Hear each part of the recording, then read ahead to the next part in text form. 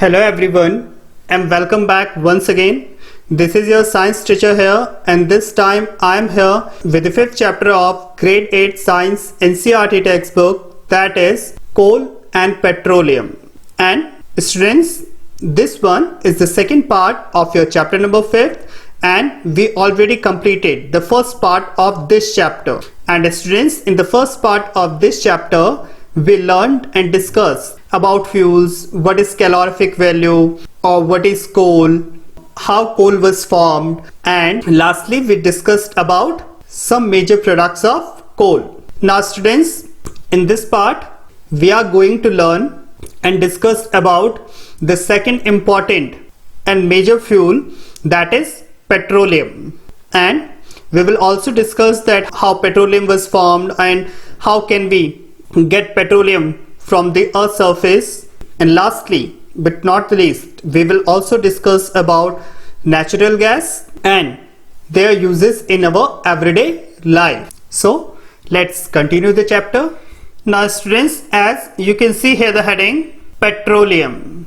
Students, the term petroleum is basically derived from two words, petra and oleum. And students, the word petra means rock and oleum means oil. So we can say that petroleum is a kind of fossil fuel that is generally mined from the rocks under the earth.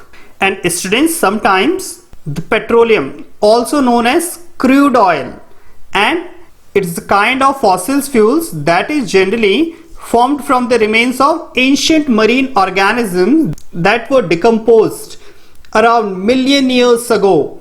And students, your crude oil or petroleum is somewhat like this in this image. Now students, let's discuss that how is petroleum and natural gas formed.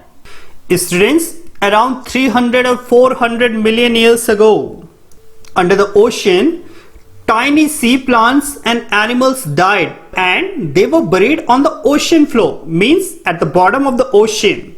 And as the time passes, they were covered by many layers of silt and sand. And students, over millions of years, the tiny sea plants and animals were buried deeper and deeper. Due to this, enormous heat and pressure created. And students, by this enormous heat and pressure, those tiny sea plants and animals turned into oil and gas. And that's how petroleum is formed. And students, today we drill down through layers of sand, silt and rock to reach the rock formation that generally contain oil and gas deposits in order to use them. And students, as I said, that when the sea organism die, then their bodies sink and reach to the bottom of the sea. And as the time passes, that they get covered by many layers of sand and clay. And over million of years, these remains get transformed into petroleum and natural gas due to high pressure, high temperature and absence of air. And students, when we dig oil wells, natural gas is just above the crude oil. Crude oil means petroleum. Now students, can you answer me why this happened? Because gas and the oil are lighter than water and they do not mix with it. So they form a separate layer above the water. And students, the first oil well in the world was drilled in Pennsylvania, USA in 1859. And just after the 8 years, the second oil well in the world was drilled in Makum, Assam in India. And students, in India, the major oil production centers are in Assam, Gujarat, Bombay High, river basin of Godavari and Krishna. Now students, the next important topic of this chapter is refining of petroleum. Students, the petroleum that is basically extracted from the deep sea ocean is originally a mixture of many things such as petrol, diesel, paraffin wax, lubricating oil, etc. So then it is become necessary to refine it. Students, the crude oil or the petroleum that is extracted from the deep sea ocean is basically a dark and oily liquid, as you can see here in this figure, and it has a very unpleasant odor, means smell. And students, in this process of refining of petroleum, different constituent of petroleums like petrol, diesel, paraffin wax, lubricating oil are basically separated, and this whole process take place in a petroleum refinery. Now students, let's discuss some petroleum products that basically obtain after extracting the crude oil. As the first one is LPG. Students, as you all know, the gas cylinder that we use in our house is known as LPG, and this one is basically used as fuel at home and in industry. The next one, petrol. Students, this petrol is used as fuel in motor vehicles and in aviation industry, and also as a solvent in dry cleaning. The next one is kerosene. Students, this kerosene is also used as a fuel like LPG, but this one is used in stoves and in lamps and also in jet aircrafts. The next one is diesel.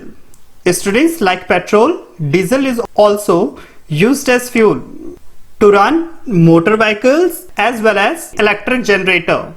Students, the next product that is generally obtained from refining of crude oil is lubricating oil. Students, this lubricating oil is used as a lubricant in heavy industries in order to run machines efficiently. The next product is paraffin wax. Students, this paraffin wax is used to manufacture ointments, candles, vaselines, etc. The last product that is generally obtained on refining of petroleum is bitumen. And students, nowadays this bitumen is used to manufacture paints or for metalling road surfacing. Now students, there is a question that why petroleum is called black gold. Students, as I said earlier, that petroleum is sometimes also called as crude oil, and we also discussed that crude oil is basically very dark color liquid, and that's why it is sometimes also known as black gold. And students, this petroleum is compared to gold because due to its valuable properties and worth too. Its many components have a lot of commercial value like petrol, diesel, paraffin wax, kerosene have a lot of commercial value. And students, such a substance is very rare on earth, and students, even its extraction is also expensive. And students, as I said, that the crude oil is jet black before purification, but after purification it turns golden in color, therefore it tagged as gold. And the useful substances that is generally obtained from the petroleum and the natural gas are termed as petrochemicals, and these petrochemicals are used in manufacturing of synthetic fibers like polyester, nylon, acrylic, etc., detergents, polythene, man-made plastics, etc. And students, the natural gas that generally obtained on purification of crude oil also yield hydrogen gas, and then this hydrogen gas is used in the production of fertilizers such as urea. Now students, the next important fuel is natural gas. Students, this natural gas is also kind of fossil fuel, and students, it is found naturally as a hydrocarbon gas, and its main component is methane gas, and sometimes other gases like carbon dioxide, helium, nitrogen, hydrogen, sulfide are also found in natural gas along with this methane gas. Now students, there is a question that why natural gas is important as a fossil fuel. So students, the first thing that makes this natural gas important as a fossil fuel is its easily transportation. Students, this natural gas is important as fossil fuel because it can easily be transported through pipes from one place to another. The next reason is that it is stored as CNG, and students, as you all know that CNG is a non-polluting gas and it also used at several purposes like for manufacturing many chemicals and fertilizers. That's why this natural gas considered as a important fossil fuel. The next one, as I said, that this natural gas doesn't cause pollution and it has a high calorific value, means it gives a very high energy on burning of a 1 kg of fuel. The next reason that make natural gas important as a fossil fuel is that it can be easily stored under high pressure, and all these merits of natural gas make it important as a fossil fuel. Now students, the next question is why CNG is useful. CNG means compressed natural gas. Students, this CNG is useful because due to its versatility, as the first use of CNG is to generate power. Students, this CNG is also used to generate power. Along with this, it can be also used as to run vehicles. And the next one is that this CNG can also be used in home and industry as a fuel. And students, in India, this CNG pipeline network already exists in Vadodara in Gujarat and in some parts of Delhi and other places of India. Now students, the next question is that why is CNG considered as a cleaner fuel?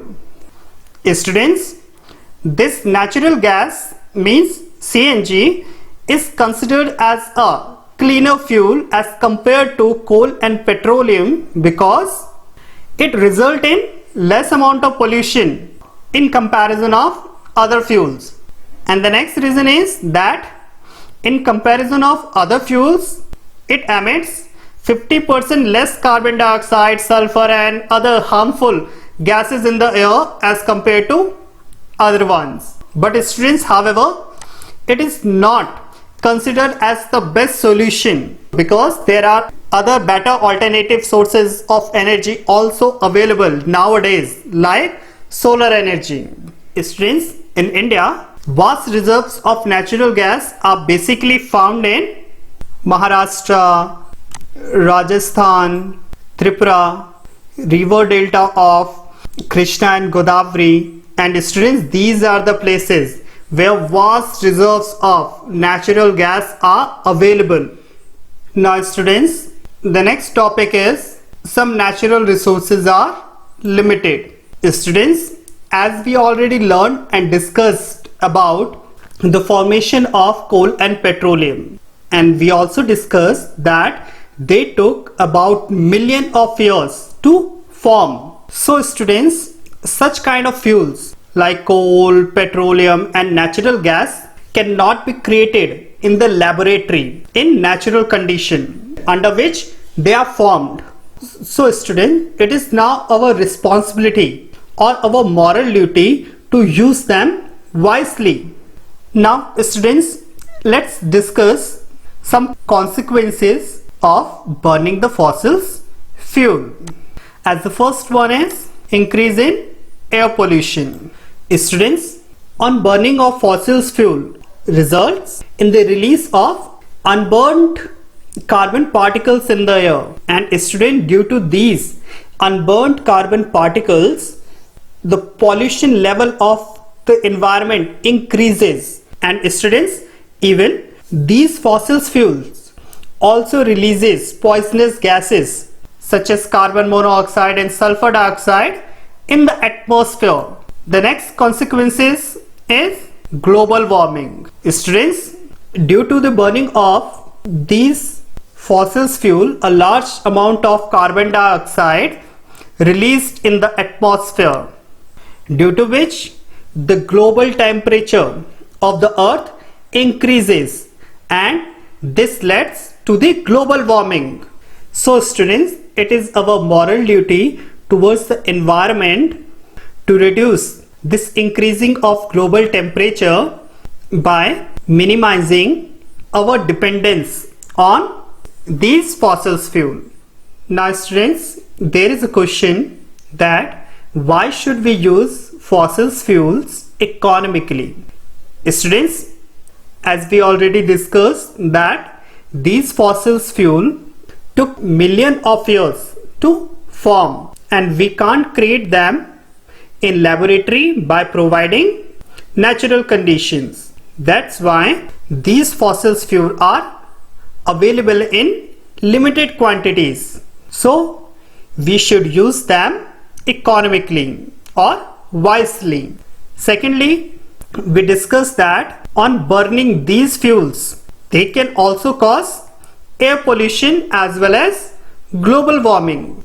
Hence, it is our moral duty towards the environment that we should minimize our dependence on them as much as possible, because if we use them economically, then we can use them for a longer time, and also we can reduce the risk of global warming, and even we can also live in a cleaner environment. The next question is, how can we save petrol or diesel while driving? Students, according to the Petroleum Conservation Research Association (PCRA) in India, we can save petrol or diesel while driving by drive at a constant and moderate speed. Secondly, by maintaining tire pressure at correct levels. Thirdly, by switch off the engine when you are waiting, such as on traffic light. And last but not the least, do regular maintenance of vehicle. And that's how, by adopting all these features in our life, we can save petrol or diesel while driving. Now students, with this topic here, your chapter number 5 is completed. Now I will be come back soon with another chapter. Till then, stay home, stay safe and stay healthy.